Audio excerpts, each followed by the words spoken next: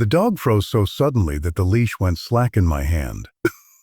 Snow slid quietly down the mountainside, melting into the dirt like the earth was breathing. The wind carried the sharp smell of wet soil, metal, and fear, the kind you don't notice until it's already inside your chest. My radio crackled once, then went dead, swallowed by the silence. Somewhere beneath our boots, the ground shifted again, a low, hollow groan that didn't belong to nature. I whispered his name, not as a command, but like a prayer. He didn't look at me. His body was locked, muscles trembling, nose pressed inches from the ground, his ears tilted forward. Not alert, not aggressive, listening. Really listening. Then he began to dig, slow at first, careful, like he knew that whatever was down there was still alive. That's when I heard it. A sound so faint it could have been the wind. A breath, a human breath, buried under 6 feet of earth and broken rock. My heart slammed hard enough to hurt. 2 officers had vanished hours earlier when the hillside collapsed. Everyone said if they were down there, they were already gone. My dog said otherwise. And what we uncovered next would change every life on that mountain forever. The mountain didn't announce its danger. It never does. It stood quiet under a washed-out winter sky, snow resting on its shoulders like it had nothing to hide. But the police dog felt at the moment his paws touched the ground. His muscles tightened beneath the harness, breath slowing, senses sharpening. Where humans saw white and stillness, he felt pressure. Movement, fear soaked into the earth. The call had come hours earlier. 2 officers missing after a sudden landslide during a routine patrol. Radios cut.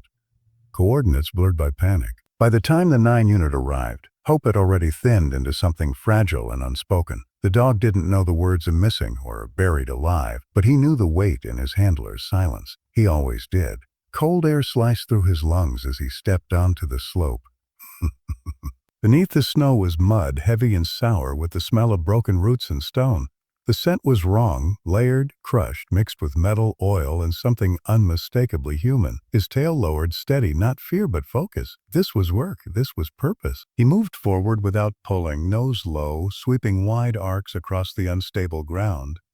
Each breath pulled stories into him. Panic, sweat, earth torn open too fast.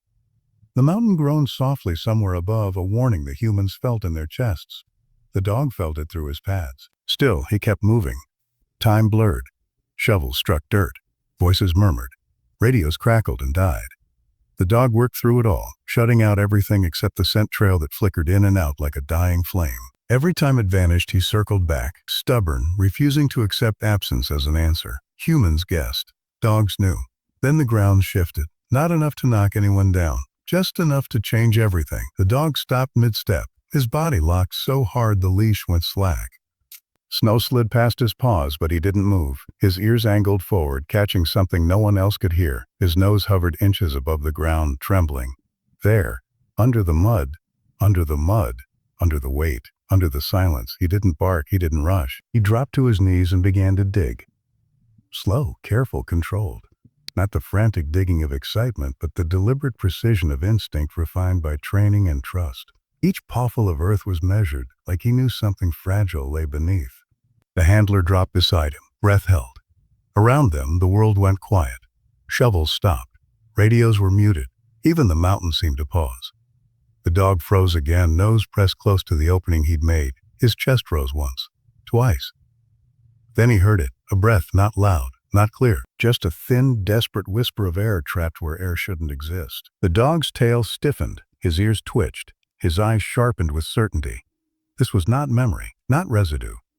This was life. He looked up at his handler just for a second, not for permission, for confirmation, the kind of look that said, "You hear it now, too." Hands moved fast after that. Markers placed. Teams repositioned. But the dog stayed anchored, refusing to step away. His body hovered over the spot like a shield, as if leaving might let the mountain take back what it had almost lost. Hours buried. Cold. Pressure statistics said it was impossible. The dog didn't care about statistics. He had found them. And he wasn't wrong. The dog refused to move. Even as hands reached in to mark the spot, even as voices sharpened and the rescue team surged forward, his paws stayed planted in the mud like roots. The leash pulled tight for the first time that day, not from fear, but from defiance. Every instinct in him screamed that leaving this place, even for a second, could cost something precious. He had found life. He would not abandon it.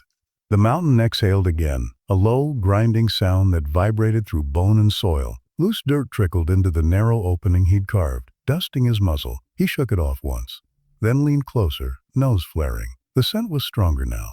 Human breath, sweat, blood diluted by cold, panic pressed thin by exhaustion. Two distinct lives tangled together beneath the earth like threads knotted too tightly. The handler crouched beside him, one hand firm on the harness, grounding both of them. The dog felt it, that familiar pressure, the silent reassurance that they were still a team.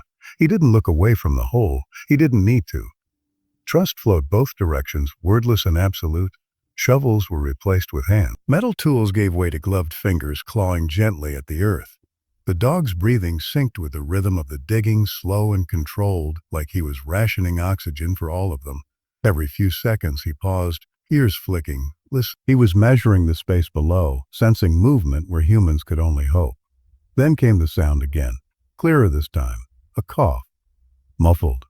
Weak, but undeniably human. The dog stiffened, tail lifting just slightly. Not excitement, not celebration, but confirmation. He pressed his nose to the opening and released a low, steady whine, barely audible. It wasn't fear. It wasn't stress. It was communication.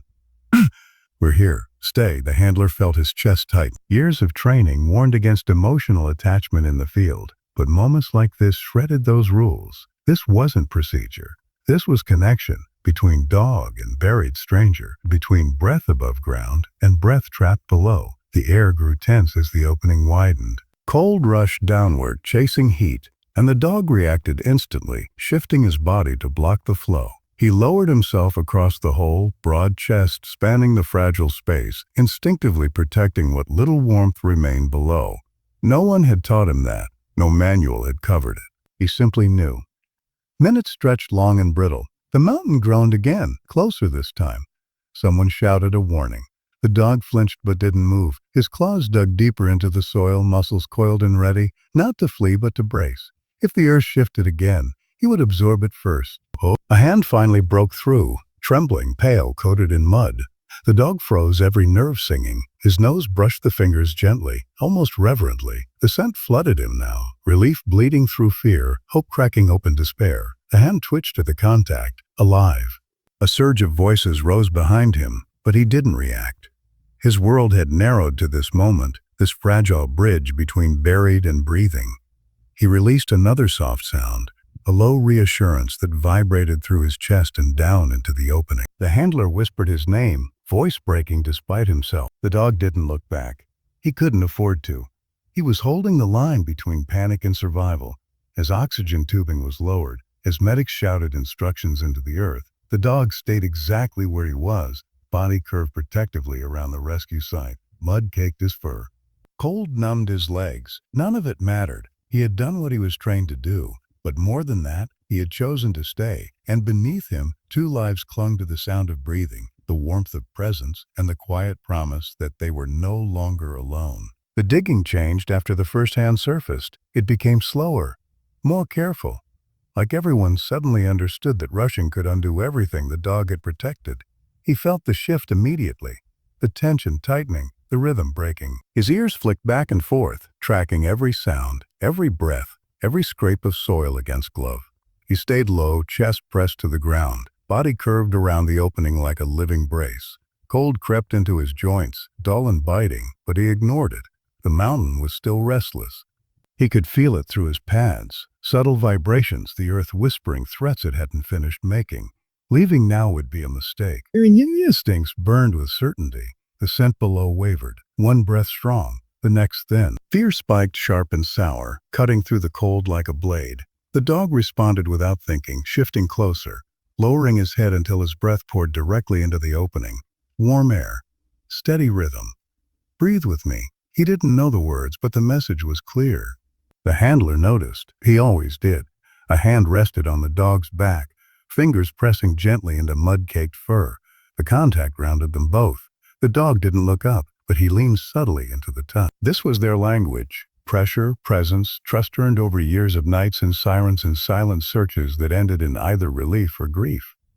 Time stretched into something heavy and shapeless, The sky dimmed, clouds rolling thick and low, pressing the mountain into shadow. Snow began to fall again, soft at first, then steadier, clinging to the dog's coat, melting into cold rivulets that ran down his sides. His breathing slowed deliberately, conserving energy.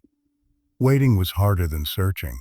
Waiting meant listening to fear without being able to chase it away. Below, voices murmured faintly now, one officer, then the other, weak, fractured but unmistakable. The dog's ears locked onto the sound, head tilting slightly as he processed it. 2 heartbeats, 2 lives, still there, still fighting. The earth shifted again. A sharper movement this time, rocks grinding, dirt collapsing inward by inches. Shouts erupted behind him. Someone grabbed for the leash. The dog reacted instantly, bracing his weight low and wide, absorbing the movement through muscle and bone. His body trembled, not from fear, but effort. The mountain pushed. He pushed back. Dust filled the air. The scent of panic spiked. The dog let out a single sharp bark, not alarm, but command. Hold. The handler shouted for stability checks, voice tight. The dog didn't hear the words. He felt the urgency, the strain in the leash, the pull of gravity trying to drag everything downward. He dug his claws deeper, refusing to be moved. Then the earth settled. Silence crashed down, thick and breathless. Snow continued to fall, softening the jagged edges of the moment. The dog held still for several long seconds, listening, scanning, confirming. The scent below steadied again. Breathing resumed its fragile rhythm, safe for now. When the extraction equipment finally reached the trapped officers, the dog sensed the shift before anyone told him. New smells joined the air.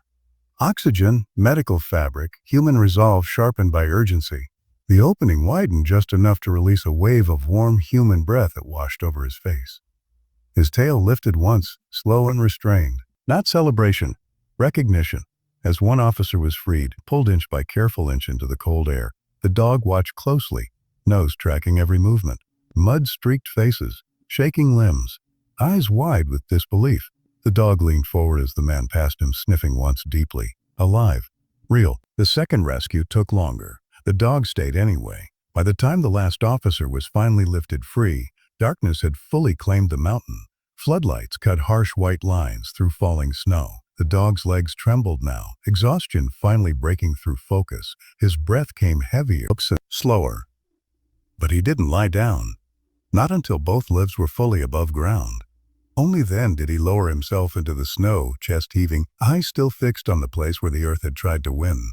He had held the line, and the mountain had let go. When the last officer was carried away, the mountain didn't celebrate. It simply went quiet, like it had spent everything it had left to take. Snow fell thicker now, softening the torn earth, filling footprints, trying to erase what had happened. The dog lay where he had finally allowed himself to collapse, sides rising and falling hard, steam curling from his mouth into the floodlit dark. The noise faded first. Radios lowered. Commands softened. Boots moved farther away. What remained was the dog's breathing and the dull ache spreading through his muscles, settling deep into bone. His paws throbbed. His chest burned. Every breath tasted of mud and cold metal and human fear that hadn't fully left the air yet. He lifted his head when stretchers passed, eyes following each one until they disappeared down the slope. He memorized their movement the way he always did, not out of curiosity, but completion.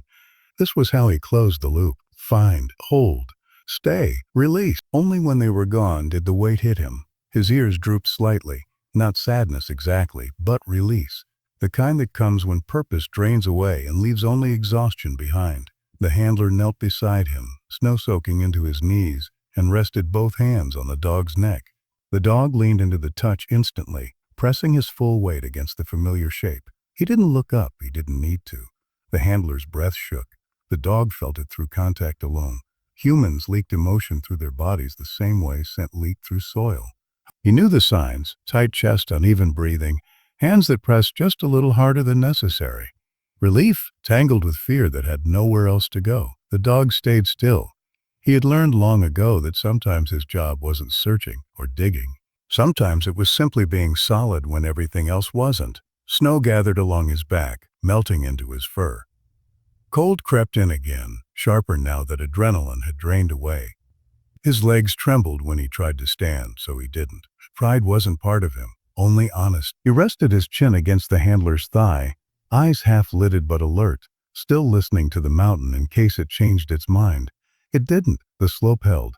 The earth stayed quiet. When the handler finally stood, tugging gently at the harness, the dog rose with effort, shaking once to clear snow and stiffness. Mud fell away in heavy clumps. He felt older in that moment. Not weaker, deeper. Like something inside him had stretched beyond training and settled into something permanent. As they walked back down the trail, the dog lagged a half step behind for the first time that day. Not from doubt, from knowing the work was finished. The scent trail faded behind them, broken by snow and time, and he let it go without resistance. Halfway down, a medic stopped them. Kneeling, the human pressed a gloved hand against the dog's chest, voice low, reverent. The dog accepted the touch calmly, tail flicking once. He didn't understand the words, but he understood the tone. Gratitude carried a scent all its own, warm, shaky, sincere. The handler clipped the leash shorter and they continued on, boots crunching, snow whispering underfoot. The lights above dimmed. The mountain slipped back into darkness, holding its secrets again. At the truck, the dog climbed in slowly, muscles protesting. He circled once, then lay down, curling tight despite the space. The handler's hand rested on his side, feeling the steady rise and fall, grounding himself in the proof that they were both still here.